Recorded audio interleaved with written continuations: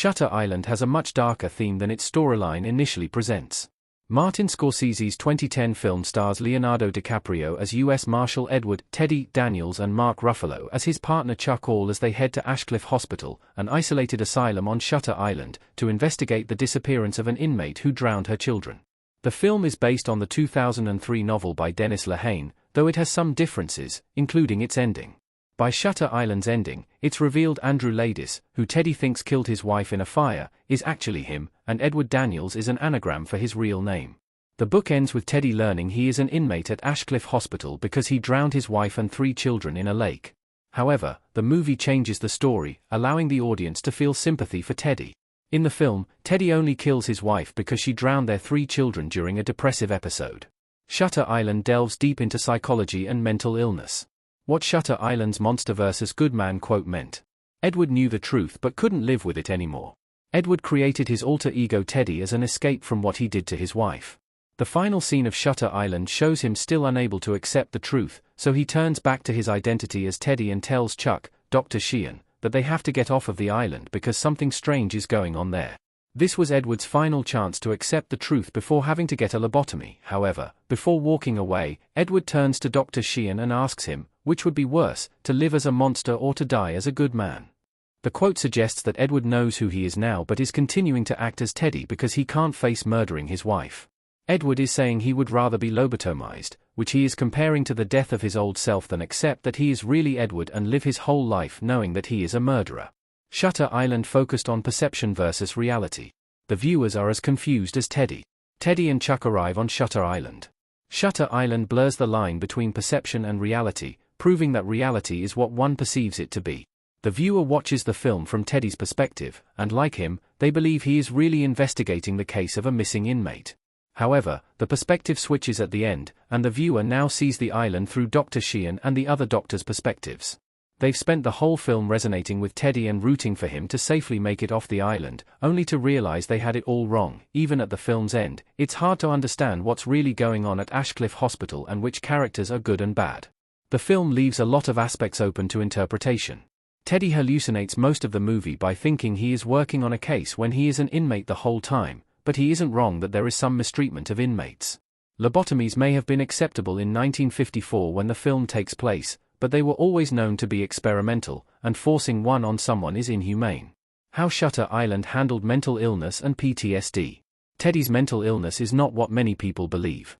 Mark Ruffalo as Dr. Lester Sheehan sitting in a kitchen and looking off to the side in Shutter Island. According to a blog post from Ashoka University, Teddy shows signs of grandiose and persecutory delusional disorder throughout Shutter Island. Many would confuse his symptoms with schizophrenia, but they do not meet the criteria of the disorder. The film showcases how Teddy's mental illness causes him to perceive reality differently than the people around him as a way to escape from the truth. He's rewritten himself as a hero who is on a mission to find Rachel while the doctors on the island are the villains. Shutter Island also explores manic depression with Teddy's wife, Dolores. Ashcliffe Hospital and the doctors working there showcase the inhumane treatment of mental illness during the time period, like forcing Teddy to receive a lobotomy. Guilt and grief are major themes in Shutter Island. Both Teddy and his wife dealt with crippling depression. Teddy and his wife in Shutter Island. Shutter Island illustrates the significance guilt and grief can have on someone's mental health. The cause of Teddy's mental health decline is his family's death. His wife struggled with mental health issues, which caused her to murder their 3 children, which then led to Teddy murdering her. A flashback scene shows Dolores in the middle of a psychotic episode where Teddy learns she drowned their children.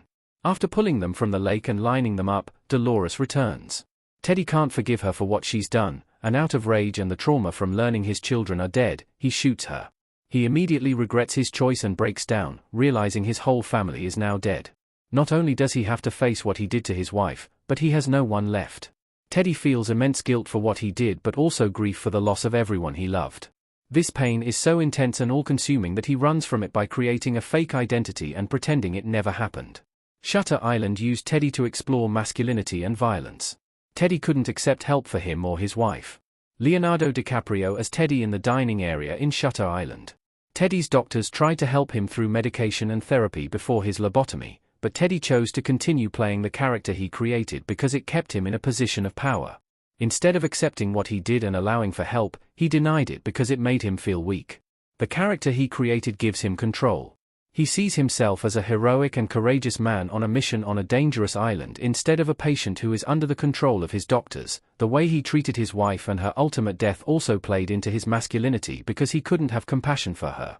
Instead of seeking help for Dolores, he ran from the situation, moving her to a lake house, which inevitably ended in his children dying. While it's impossible to tell someone how they should react to their spouse murdering their kids, Teddy chose violence. Had he turned his wife in, she would have been the one placed in an asylum, not him. His problems with masculinity and violence led to his demise at the end of Shutter Island. Does the Shutter Island book have a different meaning? The novel was about guilt and not trauma. Leonardo DiCaprio as Teddy Daniels looking concerned with a lighthouse behind him in Shutter Island. The ending of the book and the movie had entirely different meanings. In the Shutter Island movie, Teddy realizes he killed his wife after she murdered their 3 kids. Instead of getting her help before the murders or having her institutionalized after the murders, Teddy took matters into his own hands and killed her in revenge. This led the audience to feel sympathy for him. While he was a murderer and deserved his punishment, no one deserves a lobotomy. However, Teddy knows he can't live with these tragic memories, that sympathy does not exist in the novel. The same twist is there: Teddy was the killer all along, and the psychiatrists were trying to get him back to the real world, or else he would receive the lobotomy. However,